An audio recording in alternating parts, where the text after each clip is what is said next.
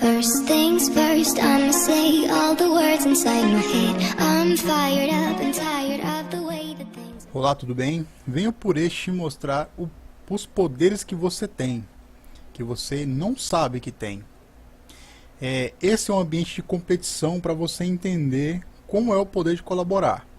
Vamos lá, digamos que você tenha 3 cadastrados direto, o A, o B e o C.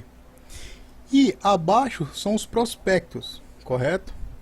No ambiente de competição, todos competem entre si, para mostrar quem é melhor no que desenvolve, e isso não é ruim.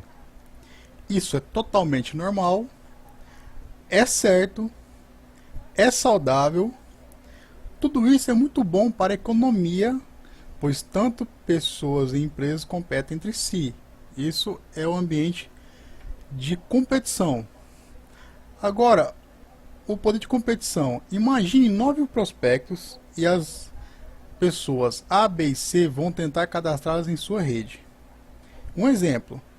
Com isso, a pessoa A cadastrou uma pessoa, a pessoa B cadastra 5 e a pessoa C cadastrou 3.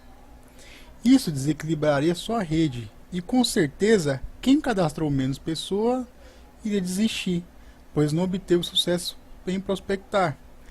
Então a Avalanche veio para fazer a resolução disso aqui. Entenda como funciona o ambiente colaborativo. No ambiente colaborativo, todos têm o poder de crescerem da mesma forma e proporção. É mais inteligente essa forma, mais certa, mais sustentável, mais eficiente e mais rápido. Isso é bom para a empresa, bom para a sua equipe, é bom para todos os novos membros. Essa é a nova tendência mundial, um ambiente colaborativo, onde todo mundo cresce com a mesma proporção, correto? É algo extraordinário.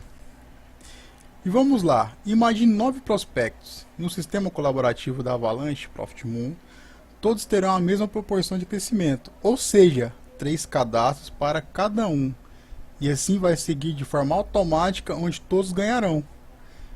Onde se torna um crescimento justo e eficaz. É incrível. Essa é a proposta da Profit Moon Avalanche, fazer esse sistema funcionar de forma eficaz e transparente.